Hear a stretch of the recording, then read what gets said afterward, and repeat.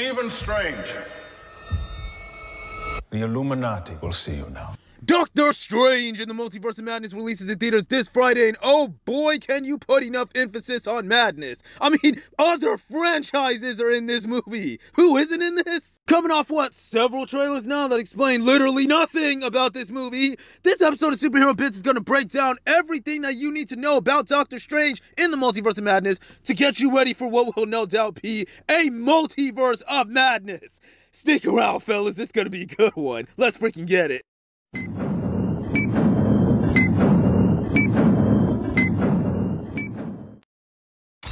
Stephen Strange.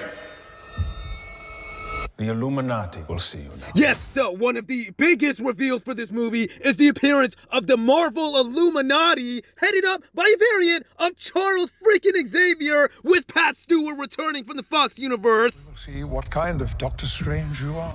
But it's recently come to my attention that a lot of people don't know who the Illuminati is. I guess it was my mistake for assuming Marvel fans read the comics. I mean, when you put it like that, then...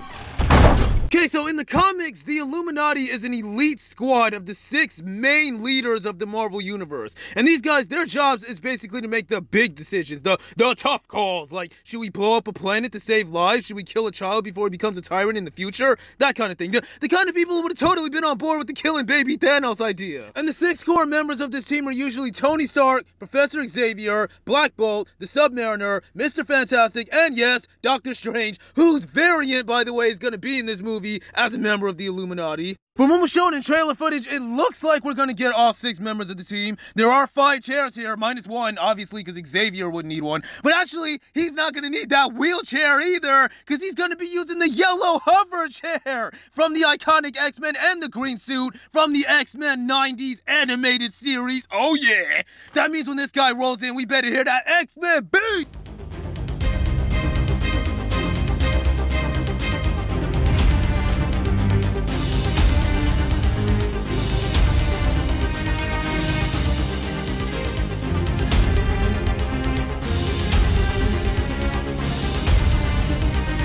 I speculated in my last video that this guy could be Mr. Fantastic, but you can see like the slender arm and the kind of slick build. Could be Ewan Gruffin returning to the role from the Fox universe as well, which I would love. Actually, someone sent me a clip of this image enhanced, and if you look closely on the right side of his chest, you can see what looks like a 4. That has gotta be Mr. Fantastic there. That's such a cool detail. Now, Tony Stark has yet to appear in any footage yet, but he is confirmed for this movie. He won't be played by RDJ, unfortunately, but his variant will be played by Tom Cruise, who many are suspecting might be playing a version of my favorite Iron Man, Superior Iron Man. Yes, I have been asking for this guy in live action for ages. Animated movies and TV shows won't even do it. And if you don't know, by the way, Superior Iron Man is a version of Tony Stark who basically had his mind switched off and his humanity switched off in an event called Marvel Axis. And so he basically became a tyrant. He was like Superman on red kryptonite, and he started juicing on Infinity Stones, and he killed Captain America and the Avengers.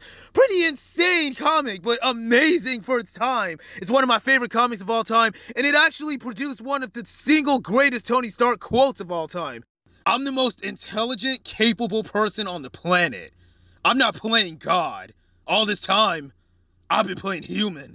And Superior Iron Man unleashes an Iron Legion across the world to act as a police force. The same kind of robots that arrest Strange in this movie. Coincidence? Coincidence? I think not. Yeah, Superior Iron Man's presence is felt heavy in this trailer footage. I'm assuming Tom Cruise is playing some version of him. Now, it looks like Namor and Black Bolt won't be in the live-action lineup, but according to new trailer footage, their 2 replacements have already made themselves known. And stepping up as the first replacement is Captain freaking Carter, Haley Atwell playing the live-action version of her what-if character from episode 1, an episode that saw the possibility of Steve Rogers' girlfriend Peggy Carter getting the serum instead of him. We already got confirmation last year that she'd appear in this movie, and red and blue was that rumor true. Holy crap! I'm excited. And the final member appears to be a Captain Marvel variant who, yes, oh my gosh, everyone has been mislabeling as Superior Iron Man. For some reason, people are convinced that this is Tom Cruise as Superior Iron Man. People are literally screen capping and freaking clickbaiting videos and articles saying this is him. Someone sent me screenshots highlighting what they think is a goatee, calling this stark evidence. But no,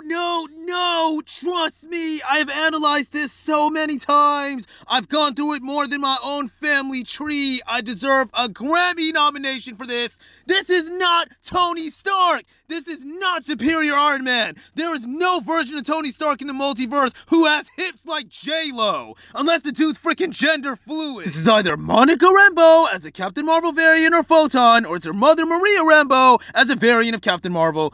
It is not Tony Stark at all.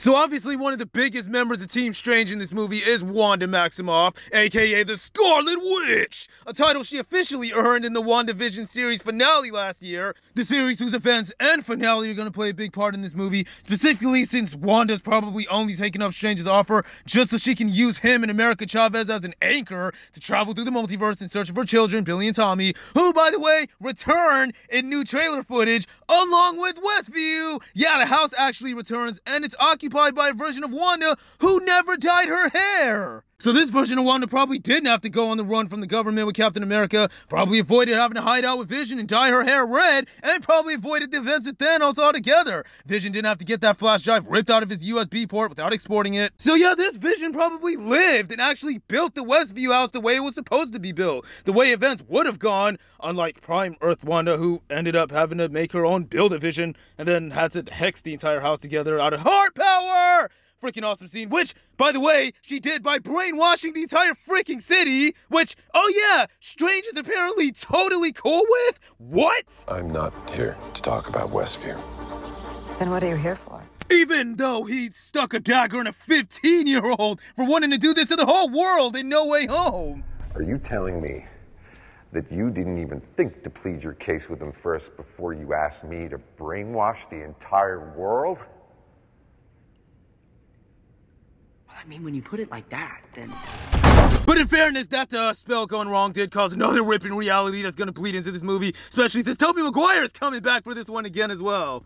And of course, we can't forget Loki's involvement in this as well, after a certain annoyance called Sylvie killed He Who Remains and broke the freaking timeline. The time tree, which by the way is monitored by the Living Tribunal, whose head actually appeared in the Loki series finale. It was pruned by the TVA. You could see him sitting in the background behind Loki in the prune zone. Now, new trailer footage did reveal that the Living Tribunal is gonna be in this movie as well, but it's unclear if this is the same one that was in the prune zone. It could have been reactivated after Sylvie reset the timeline. She would have reset the TVA's entire pruning process. But this could also be the Prime Earth Tribunal, the one that Strange would have summoned in the fight against Thanos in Infinity War. An earlier script for that movie had Strange summon the Living Tribunal, who would have drawn Thanos into a trial and deemed him guilty for his murders across the galaxy. That didn't end up happening though, because they didn't come to an agreement to put it in the movie in time, but it doesn't matter because we ended up getting this.